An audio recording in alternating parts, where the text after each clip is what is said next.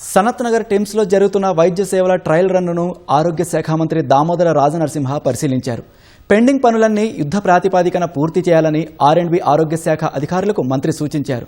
హాస్పిటల్కు నీళ్లు, పవర్ సప్లైలో ఎలాంటి ఆటంకం ఉండకూడదని మంత్రి తెలిపారు. అడ్వాన్స్డ్ టెక్నాలజీతో అందుబాటులోకి తీసుకొచ్చిన యంత్రాలు పూర్తి స్థాయిలో పేషెంట్లకు ఉపయోగపడాలని, అవసరమైన డాక్టర్లు, ఇతర సిబ్బందిని సిద్ధంగా ఉంచుకోవాలని ఆరోగ్య శాఖ అధికారులను మంత్రి ఆదేశించారు.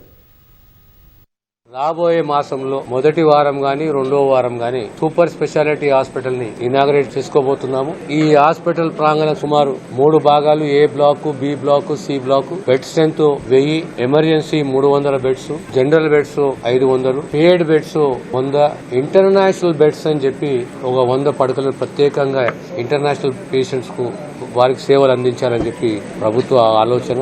మెడికల్ ఎక్విప్మెంటే గానీ, సివిల్ వర్క్స్ గానీ, బ్లాక్ ఏ, బ్లాక్ బి లో పనులన్నీ పూర్తయినాయి. ఫినిషింగ్ వర్క్స్ ఉన్నాయి, అవి కూడా కంప్లీట్ చేసి 2వ వారంలో ప్రారంభిస్తాము. సనత్ నగర్ టిమ్స్ యొక్క ప్రత్యేకత ఏంటి అంటే centre of excellence in cardio sciences, అంటే గుండెకు సంబంధించిన చికిత్సలు, ఆపరేషన్స్. తెలంగాణ రాష్ట్రంలోనే ప్రత్యేకంగా సనత్ నగర్ ఒక ప్రత్యేకత. Centre of excellence in cardio science, దాంతో సహా సెంటర్ ఆఫ్ ఎక్సలెన్స్ ట్రాన్స్ప్లాంటేషన్, అవయవ మార్పిడి.